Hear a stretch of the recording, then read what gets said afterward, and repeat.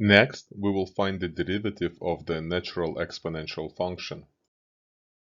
Let's recall the limit definition of the derivative function of a function. And let's set f of x to be the natural exponential function. Then, according to the definition, the derivative will be equal to the following limit. Using the properties of exponents, we rewrite the numerator and then factor out the common factor, e to the x. Since the variable of the limit is h, we treat e to the x as a constant and therefore take it completely outside of the limit.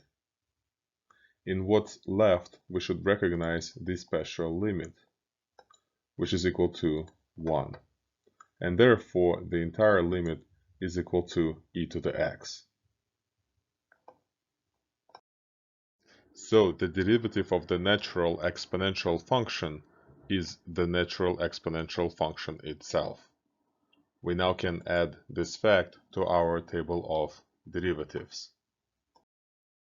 The natural exponential function is the only function whose derivative is equal to the function itself, and this fact makes it special.